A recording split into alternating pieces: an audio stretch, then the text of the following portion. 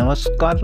आज है 18 सितंबर 2024। Daily current affair quiz के इस वीडियो में सभी प्रतियोगी परीक्षाओं की तैयारी कर रहे छात्रों का स्वागत है।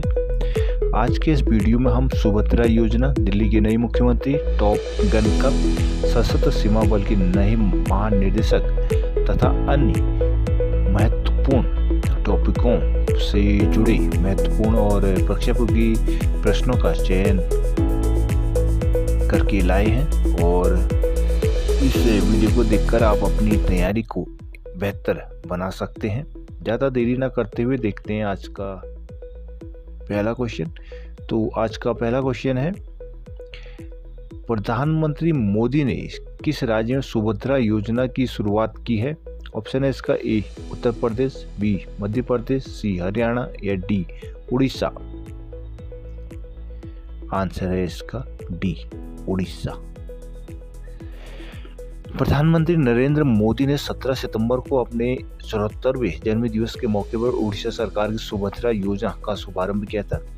राज्य भर में करीब 1 करोड़ महिलाओं को सुभद्रा योजना का लाभ होगा। इसके तहत महिलाओं को 2 किस्तों में 10,000 रुपये सालाना दिए जाएंगे। यह आर्थिक मदद 5 साल तक दी जाएगी। अगला क्वेश्चन है, दिल्ली की नई मुख्यमंत्री कौन बनी है? ऑप्शन है ए सुनीता केजरीवाल, बी बांसुरी स्वराज, सी आतिशी मारलेना या डी स्मृति ईरानी। आंसर है इसका सी आतिशी मारलेना। आम आदमी पार्टी आपने दिल्ली के नए मुख्यमंत्री के रूप में आतिशी का नाम घोषित कर दिया है। पार्टी की विधायक दल की बैठक में अरविंद केजरीवाल ने खुद उनके नाम का प्रस्ताव रखा, जिसे सर्वसम्मति से स्वीकार कर लिया गया। आतिशी दिल्ली की तीसरी महिला मुख्यमंत्री बनेंगी और स्वतंत्रता के बाद भारत के किसी राज्य केंद्र शासित प्रदेश की 70वीं महिला मुख्यमंत्री होंगी। अगला क्वेश्चन है, टॉप गन कप में पुरुषों की 10 मीटर एयर पिस्टल स्पर्धा में किस भारतीय ने स्वर्ण पदक जीता? ऑप्शन है इसका ए सुधीर चौधरी, बी अनमोल जैन, सी अभिनव सिन्हा या डी राहुल खन्ना।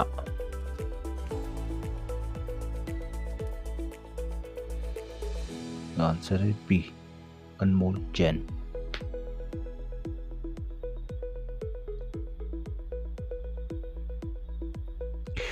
भारतीय निशानेबाज अनमोल जैन ने शानदार प्रदर्शन करते हुए टॉप गन कप में पुरुषों की 10 मीटर एयर पिस्टल स्पर्धा में स्वर्ण पदक जीता है। पुरुषों की 10 मीटर एयर राइफल स्पर्धा का स्वर्ण पदक अमेरिका के निशानेबाज जेफ ब्राउनिंग ने हासिल किया था। इसे 2 दिवसीय प्रतियोगिता का आयोजन टॉप गन शूटिंग अकादमी में किया जा रहा है। अगला क्वेश्चन है, भारतीय नौसेना की 2 महिला अधिकारी किस जहाज पर सवार होकर दुनिया का चक्कर लगाने के अभियान पर निकलेंगी? ऑप्शन है इसका A INS B Tarini, B INS SP Wardha या सी INS विजय या डी INS मुंबई। आंसर है इसका ए INS SP तारिणी। भारतीय नौसेना की 2 महिला अधिकारी लेफ्टिनेंट कमांडर रूपा ए और लेफ्टिनेंट कमांडर दिलना के जल्द समुद्री मार्ग से दुनिया का चक्कर लगाएंगी। नौसेना प्रवक्ता कमांडर विवेक मधवाल ने बताया कि दोनों भारतीय नौसेना के नौकायन जहाज INSP तारिणी से दुनिया का चक्कर लगाएंगी। बता दें कि दोनों महिला अधिकारी पिछले साल से सागर परिक्रमा अभियान की तैयारी कर रही थी। अगला क्वेश्चन है, हाल ही में सशस्त्र सीमा बल के महानिदेशक के रूप में किसे नियुक्त किया गया है? ऑप्शन है ए उदयवीर सिंह, बी राजकुमार त्यागी, सी अजय कुमार लाल या डी अमृत मोहन प्रसाद। आंसर है इसका डी अमृत मोहन प्रसाद। वरिष्ठ IPS अधिकारी अमृत मोहन प्रसाद को हाल ही में सशस्त्र सीमा बल SSB का महानिदेशक नियुक्त किया गया है। मोहन प्रसाद उड़ीसा कैडर के 1989 बैच की भारतीय पुलिस सेवा IPS अधिकारी हैं। वो वर्तमान में केंद्रीय रिजर्व बल पुलिस बल CRPF के विशेष महानिदेशक के रूप में कार्यरत है। अगला क्वेश्चन है, हाल ही में इंडस एक्स शिखर सम्मेलन का तीसरा संस्करण कहाँ आयोजित किया गया था? ऑप्शन है ए रूस, बी संयुक्त राज्य अमेरिका, डी सी ऑस्ट्रेलिया या डी यूनाइटेड किंगडम। आंसर है इसका बी, संयुक्त राज्य अमेरिका।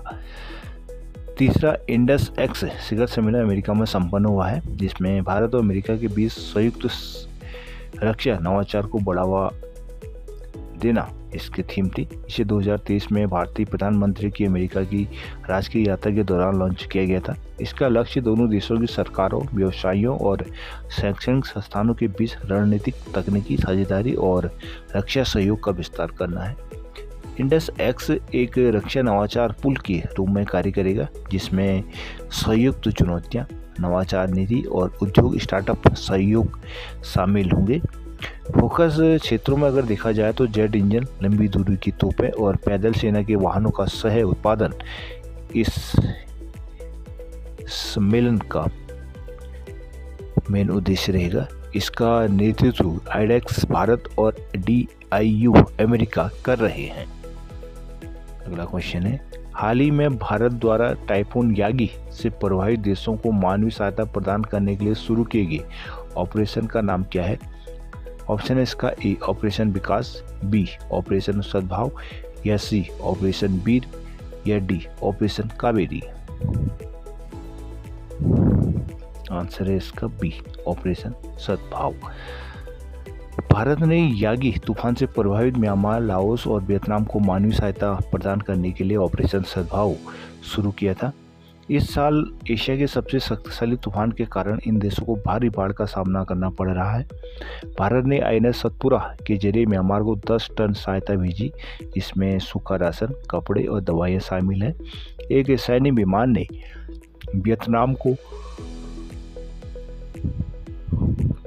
35 टन और लाओस को 10 टन सहायता पहुंचाई, जिसमें जेनसेट, वाटर प्यूरिफायर, स्वच्छता संबंधी सामान, मच्छरदानी, कंबल और स्लीपिंग बैग शामिल है।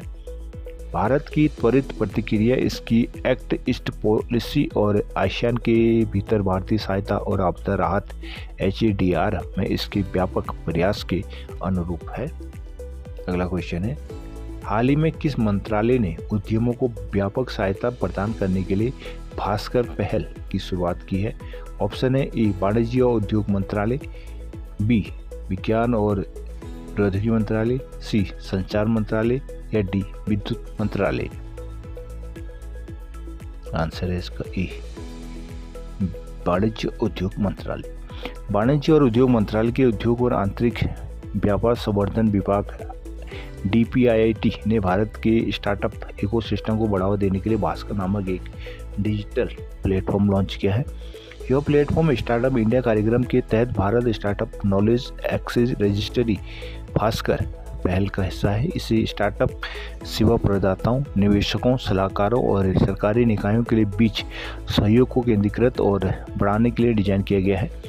यह पहल भारत के नवाचार और उद्यमिता में वैश्विक नेता बनने के लक्ष्य के अनुरूप है।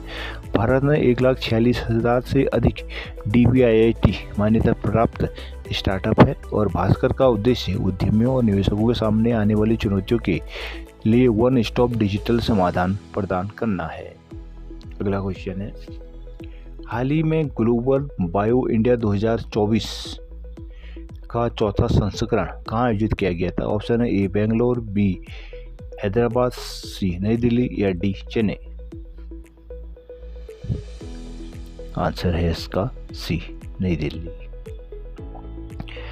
चौथा ग्लोबल बायो इंडिया 2024 कार्यक्रम 14 सितंबर 2024 को नई दिल्ली में संपन्न हुआ। यह 3 दिवसीय कार्यक्रम था, जिसमें बायोटेक अनुसंधान, विकास और विनिर्माण में भारत की क्षमता को प्रदर्शित करना था।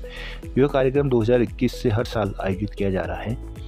इस आयोजन का भारत सरकार के विज्ञान और प्रौद्योगिकी मंत्रालय के तहत जैव प्रौद्योगिकी विभाग और BIRAC द्वारा किया गया है।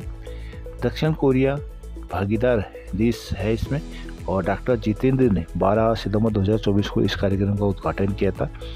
इस कार्यक्रम का जो उद्देश्य है वो बायोटेक इनोवेशन और बायो मैन्युफैक्चरिंग था, जो भारत को वैश्विक केंद्र के रूप में बढ़ावा देता है। अगला क्वेश्चन है, विश्व ओजोन दिवस 2024 का विषय क्या है? ऑप्शन है इसका ए, मॉन्ट्रियल प्रोटोकॉल, जलवायु कार्रवाई को आगे बढ़ाना, बी, पृथ्वी पर जीवन की रक्षा के लिए वैश्विक सहयोग, सी, शांत रहे और आगे बढ़े,